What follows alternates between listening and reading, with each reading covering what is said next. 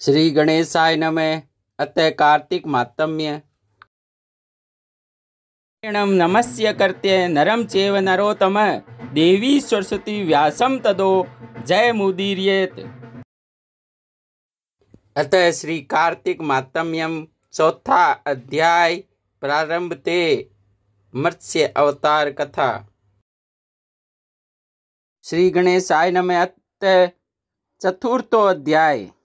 नारद जी ने कहा, ऐसा कहकर विष्णु भगवान मछली के रूप धारण कर विंध्यवासी कश्यप ऋषि की अंजलि में आ गए। कश्यप ऋषि ने दया करके उसे अपने कमंडल में रख लिया। जब वह उनके कमंडल में न समा सकी तब उसे कुएं में डाल दिया। जब उसने भी न समा सकी तब उसे तालाब में फेंक दिया, और जब तालाब में भी नहीं आ सकी तो उसे समुद्र में डाला, वहाँ भी वह बढ़ने लगी। इसके उपरांत उस नारायणी स्वरूपी मत्स्य ने शंकासुर को मारा। तत्पश्चात उस शंख को हाथ में लेकर बद्रिकारण में आ गए। बद्रीनारायण में सब मुनियों को बुलाकर आज्ञा दी। विष्णु ने कहा, पानी में इधर उधर फैले हुए वेदों को ढूंढो।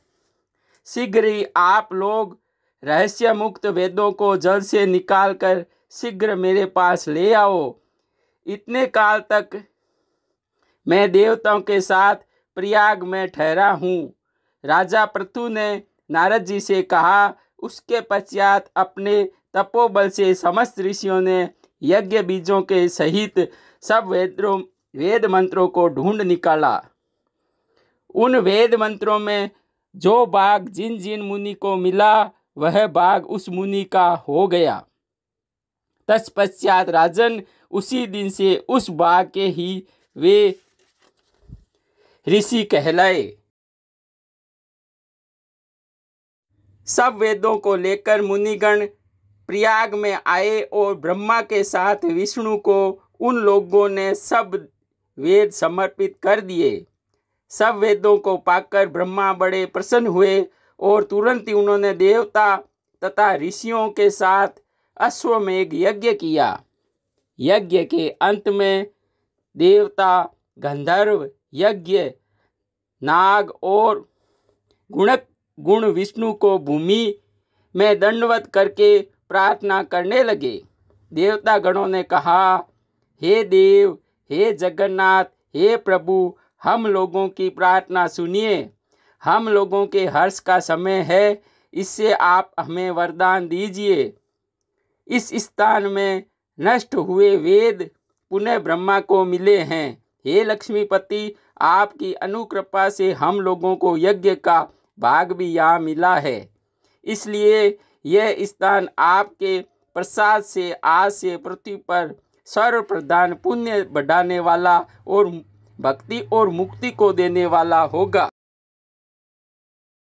हत्यादिक महान पापों का नाश करने वाला आज यह समय भी परम पवित्र और अक्षय फल दाता को ऐसा वरदान हम लोगों को दीजिए। श्री विष्णु भगवान ने कहा, आप लोगों ने जो कुछ कहा वही हमारा भी ध्येय है। जैसा आप लोगों ने मुझसे कहा है वैसा ही वह ब्रह्म क्षेत्र जगत प्रसिद्ध होगा। सूर्य वंश में उत्पन्न राजा भागीरथ गंगा जी को यहाँ पर लाएंगे और गंगा जी का सूर्यपुत्री यमुना जी के साथ यहाँ पर संगम होगा।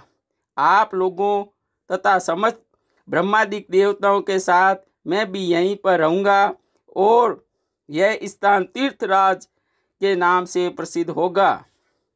यज्ञ, दान, व्रत, हवन, जप और पूजादि करते यहाँ पर सदा अनंत काल तक फल देने वाले और मोक्षदायी होंगे।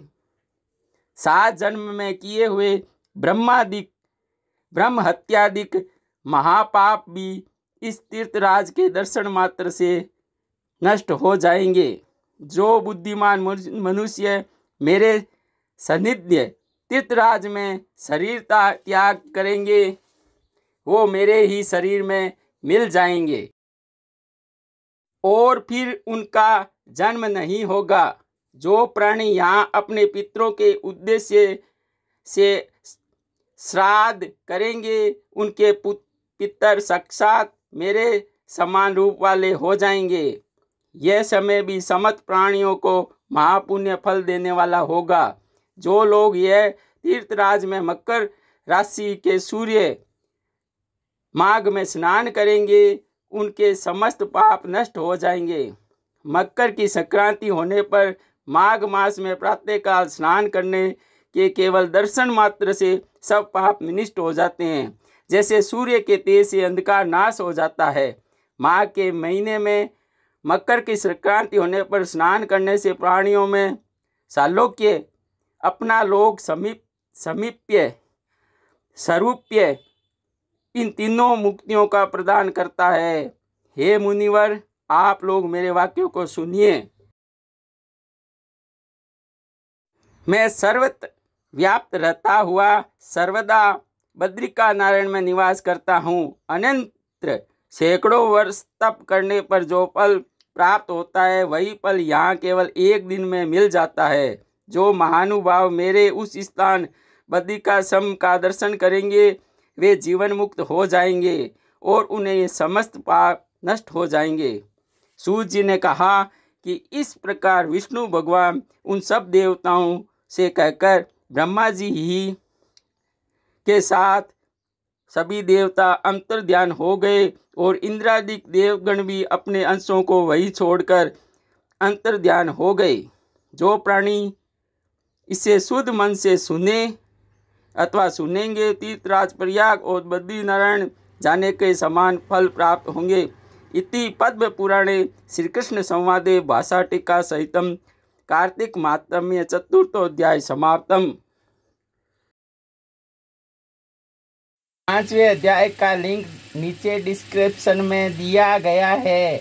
कृपया वीडियो को शेयर, लाइक तथा कमेंट्स जरूर लिखिए तथा सब्सक्राइब जरूर कीजिए। जय श्री कृष्णा। जय श्री कृष्णा। जय श्री कृष्णा।